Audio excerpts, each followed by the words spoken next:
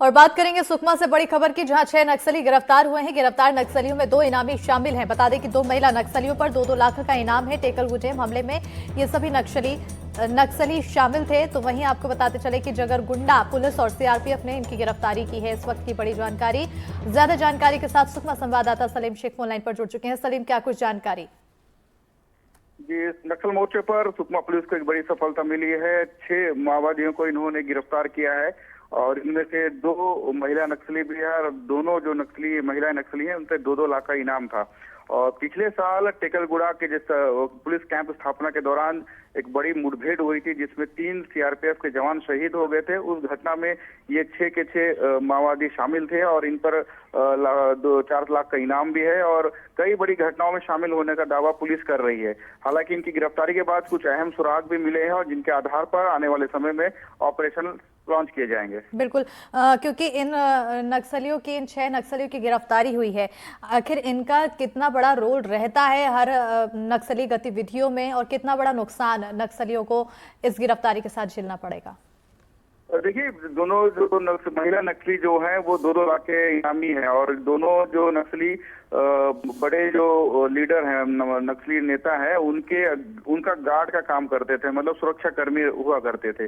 तो ये अहम जानकारी इनके पास भी है और बड़ी घटनाओं में शामिल रहे हैं। उस इलाके में टेकलगुड़ा और जगरगुंडा का जो इलाका है वो माओवादियों के पीएलजे के रूप में जाना जाता है पूरा इलाका। तो वो वहाँ माओवादियों की पकड़ बहुत अच्छी हुआ करती थी। ग्रामीण इलाकों में होने की वजह से ग्रामीणों के साथ संपर्क साधने का काम ये करते थे, जो रेकी करने और भोजन की व्यवस्था माओवादियों के लिए करते थे। तो ग्राउंड कैडर के नक्सली हैं और इनके पास अहम जानकारियां हैं और पुलिस का दावा है कि कुछ जानकारियां मिली है जिसके आधार पर ऑपरेशन लॉन्च किया जाएगा आने वाले समय में। बिल्कुल, बहुत शुक्रिया सलीम तमाम जानकारी देने के लिए।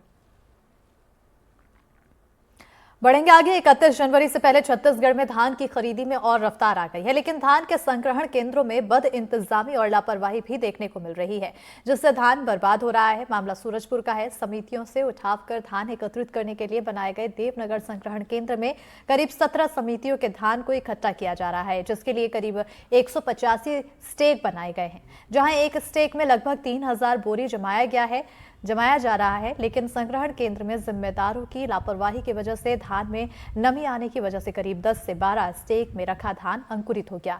बीते दिनों हुई बारिश की वजह से धान भीग गया। हैरानी की बात यह है कि जिम्मेदार अधिकारियों को धान के खराब होने की भी खबर तक नहीं है। जो यहाँ पर संग्रहण केंद्र है आपका देवनगर का, वहां पर एक लापरवाही की हम आपको एक तस्वीर दिखाते हैं। ये आप देख सकते हैं, ये स्टेकिंग की गई है जो धान की। यहाँ पर आप देख सकते हैं कि जो ऊपर का जो हिस्सा है उसमें लगभग ये जितने भी स्टेक हैं सभी में जो धान है वो अंकुरित हो चुका है।